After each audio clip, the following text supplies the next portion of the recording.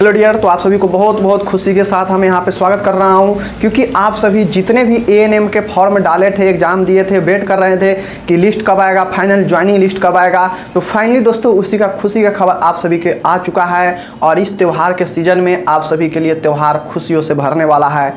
इस लिस्ट में अगर आपका नाम आ चुका है तो समझिए आपको जॉब मिल चुका है एएनएम का।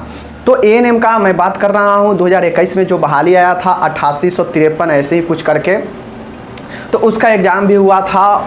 पूर्णतः संविदा है, कॉन्ट्रेक्चुअल बेसिस पे है, संविदा पे है। तो कितना वेतन दिया जाएगा, कौन कौन से डॉक्यूमेंट आपको ज्वाइनिंग में ले जाना है, किस जगह पे ज्वाइनिंग होगा आपका, सारा डिटेल में हम यहाँ पे बात करने वाले हैं। तो आप लोग वीडियो को पूरा देखिएगा, चीज़ों को समझिएगा, क्योंकि आपका एक डॉक्यूमेंट अगर ख़राब चल जाएगा तो आपका जो है वहाँ से छांट दिया जाएगा। तो इसलिए मैं सारा चीज़ बातों करूँगा और साथ में आपको PDF भी मैं दे दूँगा, बता दूँगा कि कहाँ से आपको PDF डाउनलोड करना है बिल्कुल आसान में, और जाके आपको देखना है कि आपका नाम इसमें है या नहीं है। दोस्तों हम बात करेंगे कि 8853 जो सीट था उसमें से कितने कैंडिडेट को जो है फाइनल मेरिट लिस्ट में यानी ज्वाइनिंग के लिस्ट में रखा गया है और कितने को नहीं रखा गया है। तो सारा चीज़ बात करेंगे, देखते रहिएगा। देखिए ये तो हमारे पास कोई भेजा है, अभी वेबसाइट उसका काम नहीं कर रहा था, स्टेट हेल्थ सोसाइटी बिहार का वेबसाइट काम नहीं कर रहा था, तो कोई हमको भेजा है। तो अगर जहाँ तक लगता है सही ही होगा, क्योंकि इतना स्टूडेंट को गड़बड़ फ्रॉड होगा नहीं। और ये जो चीज़ें हैं अभी ही ये रिलीज़ किया गया है, 21 तारीख के ही डेट में, 21/10 के ही डेट में रिलीज़ किया गया है। तो बहुत लोगों को बहुत वेबसाइट पर ये है भी नहीं, तो मैं यहाँ पे बताने जा रहा हूँ। बाकी आप लोग अगर सही होगा तो आप लोग देख लीजिएगा, क्योंकि अभी वेबसाइट काम नहीं कर रहा है, इसलिए हम वेबसाइट पर गए हैं तो उसका वेरीफाई नहीं कर पाए हैं। तो बाकी मैं बता देता हूँ क्या क्या चीज़ें मांगा गया है, सही ही होगा, समझिए।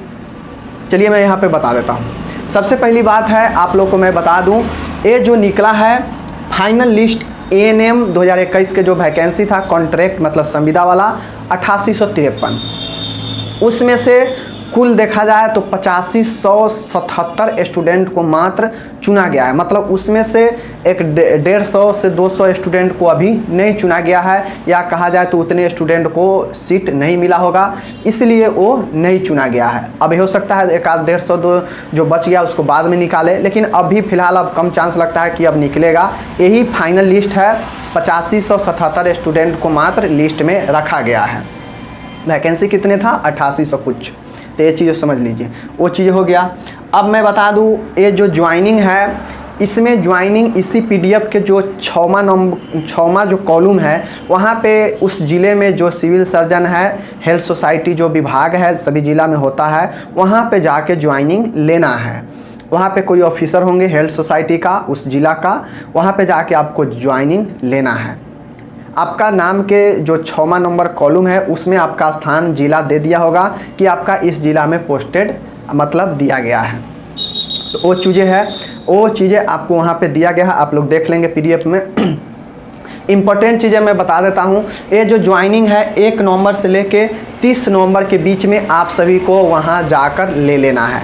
कितने 1 नवंबर से लेकर 30 नवंबर के बीच में आप कभी भी जाके ज्वाइनिंग ले सकते हैं। ये चीज़ें हैं। ज्वाइनिंग लेने में आपको क्या है 1000 का स्टाम्प पेपर देना है। स्टाम्प पेपर बनवा कर 1000 का आपको देना है उस पदाधिकारी को जहां आप ज्वाइनिंग लेने जाएंगे। NOC देना होगा, नॉन ऑब्जेक्शन जो सर्टिफिकेट आता है वो देना होगा कि आपके ऊपर कोई ऑब्जेक्शन नहीं है जहां आप पहले काम करते थे। चाहे आप किसी भी सरकारी संस्थान में पहले काम करते थे वहाँ से NOC आपको देना पड़ेगा। तो अगर वहाँ से आप NOC नहीं बनवाए हैं और आपका जो है चुनाव एक्सपीरियंस के आधार पर भी किया गया है तो आपको NOC देना पड़ेगा। तो NOC आप बनवा लीजिएगा जहाँ पहले काम करते थे। उसके बाद बात किया जाए तो ये जो बहाली संविदा है 11 मंथ का है, लेकिन 11 मंथ का वहाँ पे लिखा गया है कि 11 मंथ का पहले है। उसके बाद अगर आपके काम से सेटिस्फाइड रहा गया तो आपको आगे 60 वर्षों तक बढ़ाया जाएगा। तो दोस्तों ये हो जाने के बाद कम ही चांस रहता है कि हटाता है, हो ही जाता है धीरे धीरे परमानेंट, क्योंकि सरकार को तो काम चाहिए ही, लोग चाहिए ही, तो हटाएगा क्यों। तो इसलिए हो जाता है धीरे धीरे। ये एक डर पैदा करने के लिए 11 मंथ या साल भर दे दिया जाता है ताकि लोग अच्छे से काम करें। ये चीज़ें हो गया, ये तो हो गया बेसिक चीज़ें।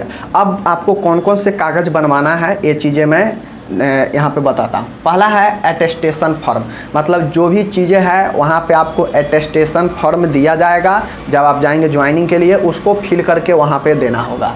नेक्स्ट है मैरिज डिक्लेरेशन फॉर्म। वहाँ जब जाएंगे ज्वाइनिंग के लिए तो वहाँ पर आपका शादी हुआ है नहीं हुआ है तो आपको डिक्लेयर वहाँ पे करना पड़ेगा, उस फॉर्म देगा तो वो सब वहीं देगा। कैरेक्टर सर्टिफिकेट आपको बनवाना पड़ेगा। आप कैरेक्टर सर्टिफिकेट ज़िला से बनवा लीजिए। अगर आप कुछ दिन पहले ही बनवाए हैं तो काम में आ जाएगा। अगर आपको नहीं बना है तो जाके 6 महीना से पुरान हो चुका है तो जाके कैरेक्टर सर्टिफिकेट बना लीजिए। 10 दिन इसमें समय लगेगा। नेक्स्ट है आपको कॉन्ट्रेक्चुअल एम्प्लॉय सर्विस एग्रीमेंट, ये वहीं पे होगा जहाँ ज्वाइनिंग लेने जाएंगे तो वहाँ से आपको एग्रीमेंट फॉर्म देगा। वहाँ पे एग्रीमेंट फॉर्म भरना पड़ेगा कि आप एक संविदा के भागीदार हैं। नेक्स्ट है नॉमिनेशन डिक्लेरेशन फॉर्म।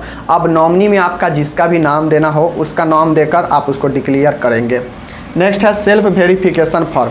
आप इस चीज़ को पुष्टि करेंगे, जो फॉर्म आपको दिया जाएगा वहाँ पे आपको इस चीज़ को पुष्टि करना होगा कि हम सारा चीज़ें सही हैं, कोई गलत नहीं है। अगर गलत पकड़ा जाता है तो आपको वहाँ पे निरस्त कर देगा। नेक्स्ट है बॉन्ड पेपर। यही जो 1000 का बॉन्ड पेपर जो बनवाना है, ये बॉन्ड पेपर आपको जो है ये स्टाम्प पेपर है, ये स्टाम्प पेपर आपको जमा करना होगा 1000 के। साथ ही आपको बॉन्ड पेपर भी वहाँ पे भरवाएगा, बॉन्ड पेपर भी वहाँ पे जमा होगा। नेक्स्ट है 2 पासपोर्ट साइज़ का फ़ोटो लेकर आपको जाना है।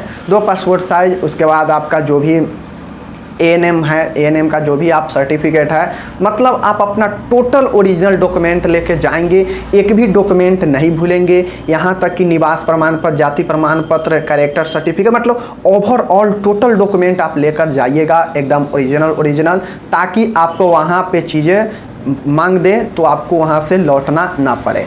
तो आपको टोटल डॉक्यूमेंट, आपके पास जितना भी डॉक्यूमेंट है सब लेकर जाइए। साथ ही स्टाम्प पेपर बनवा लीजिएगा 1000 का, उसके बाद कैरेक्टर सर्टिफिकेट बनवा लीजिएगा। तो ये सारी चीज़ें आपको वहाँ पे लेकर जाना होगा और आपका सब चीज़ बढ़िया रहेगा।